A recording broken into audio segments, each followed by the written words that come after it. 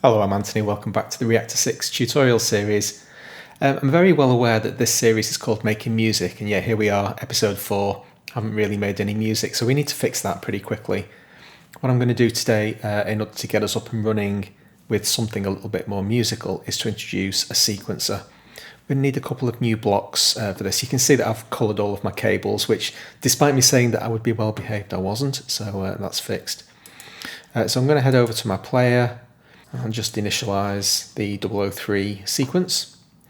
Then going to head over to the library, and in my factory blocks I want two different blocks. In the utils folder I'm going to want a clock, I drag that in, and in the bento box folder I'm going to want a bento 8 steps sequencer.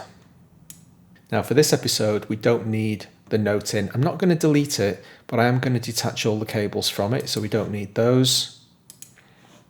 And that's our starting position. What we're going to do today is generate an 8-step sequence. It's basically a sequence of 8 notes that's going to be played by this module. When we press play on the DAW, the sequence will start and play until we press stop, and then the sequence will stop. So that's the brief for the day. Now, even though we're not going to cover all of the functionality in the 8-step sequencer today, I want to get to the situation where it's making something that sounds reasonably pleasant. In order for us to legitimately call anything music, it's got to sound reasonably pleasant. So that's basically the point at which we're going to stop. Now, the clock module is capable of generating gate signals according to, well, yeah, that's right, it's a clock. It can be either an internal or an external clock. If I put it in an internal mode, you can see it's got its own BPM counter. But today we're in external mode because we're taking our clock from the DAW, from Cubase. It's currently running at 58 beats per minute, and when I press play, this clock is going to start generating signals coming out of the gate port. We're going to connect that output to the input gate of the sequencer. Now, for the time being, the pictures that the sequencer is going to generate are going to be entirely internal. You can see the 8 steps here. But of course, the sequencer itself doesn't generate audio tones. It just simply generates control voltages that says, I'm outputting this much control voltage, now I'm outputting this much. That needs to be interpreted into audio. So we're going to take our pitch output from the 8-step sequencer and plug it into the oscillator. So now the oscillator is going to interpret those outgoing signals, and it's going to say, right, you want me to generate a C, you want me to generate an F sharp. Finally, we need the sequencer to operate as if it was the thing pressing the notes on the keyboard. Basically, the sequencer is taking over the role of pressing these notes on the virtual keyboard. So its gate output is going to want to connect into the gate input of the envelope. This is the thing that basically unleashes the VCA and lets us hear sound. Now at the moment, the reason you're hearing that kind of strange noise is because the sequencer isn't currently generating an output tone. I haven't basically activated it yet. I haven't given it a single instruction to generate any sort of control voltage output. The moment I press play, however, that's going to change. Let's do that now. And now every 8 segments, according to this light that's going along, a note C is going to get output. Just going to turn the volume down rather than shutting it off so that we can really have a think about what's going on here. Let's use the oscilloscope to try to make sense of some of it. What's coming out of the pitch output of the sequencer? Let's start there. A constant signal. Need to put it into free mode so that we can genuinely see exactly what's coming out. If I increase the pitch of this note, you'll see this control voltage go up. Let's do that. Bring it back down to C, and now we'll hear that change.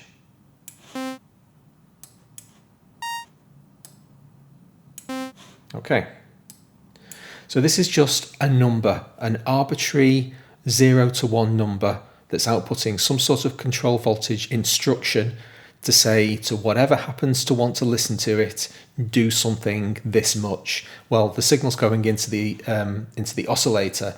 The oscillator's saying, oh, okay, I'll generate a C3. Brilliant, thanks very much. Let's turn some of the other notes on. Every time I turn one of these coloured boxes on, the sequencer now generates an outgoing signal during that step.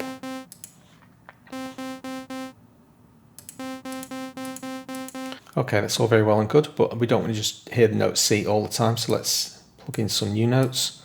And I'm going to generate a sequence in C minor.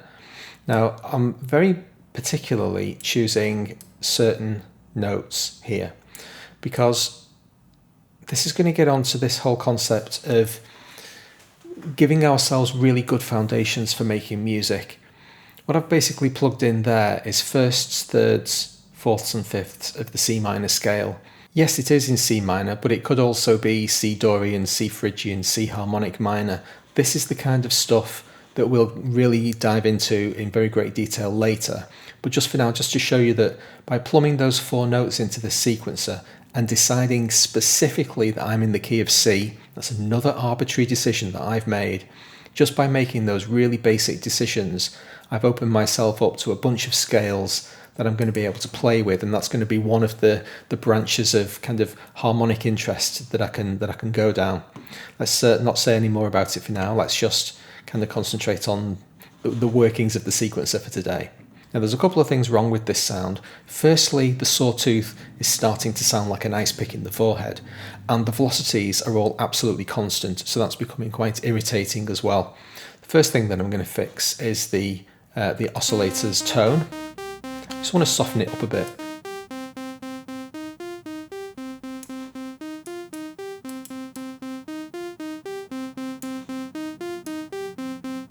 It's much more bearable over a long period of time. You'll get into the habit of really getting earworms in your brain when you're working on these kinds of sequences, because you're just going to hear it so much. Try to take a little bit of the pain away. Now we're going to try to do something about these velocities. At the moment, every one of those notes is being output at exactly the same volume. If you look in the oscilloscope, the output level for all of those notes is always constant. Don't have to hear it in order to see it. They're all physically the same size. Now, in order to make that not be the case, there's a couple of steps that we have to go through. You might think it's as simple as just varying these numbers labelled velocity at the bottom of the sequencer. Unfortunately, that's not the case. When I mess with these things, we don't get any change of volume at all. I want beats 1 and 5 to be the loudest, and then everything else is variable and up for grabs. The reason why that didn't have any impact is because at the moment, the signal that's coming into the ADSR envelope is not being correctly interpreted. The envelope block has a switch that enables velocity sensitivity. It's down at the bottom of the block. Let's hover over it. Activates velocity sensitivity when using a gate signal that includes velocity information, for example, from the bento box 8-step sequencer. It's almost as if I planned it. So now I'm going to turn that button on. Now when we play the sequence, watch the shapes. I'll turn it down actually. Don't even need to hear it. Just look at the different heights of the notes in the oscilloscope now. They're playing at different volumes. Now we can hear it. And now we can start salting to taste. So I want these notes at the end of the sequence. Just turn my cables off. To kind of tail away. So it's like a delay bounce disappearing off into the distance. I want these to be de-emphasized in the middle. Good. Now we've got some sort of dynamic activity on the velocity, and we've got a sound that isn't altogether hideous. I'm sorry, Sawtooth. I do love you. I just, I can't stand listening to you for more than a minute. Most of the cable collars are good, just having a quick check to make sure that everything is still in order. Now it is. The final thing that I'm going to do today is put a little bit of portamento or glide into some of these notes. Again, it's just another colourful technique that we can use to make these sequences not quite sound so robotic. The glide function is activated on these buttons down here, and I'm going to start with the principle, I just used general kind of heuristics. I'm going to slide up when the notes are ascending. So from C to D sharp, that's an ascension. D sharp to F is, F sharp to G is. So let's hear what that sounds like. At the moment, the glide is set to 125 milliseconds. So they're a bit too long. And now we just start making it sound as musical as possible. Okay, that was a good starting point, but I think these two gliding notes sat right next to each other are a little bit much. Let's take one of them away.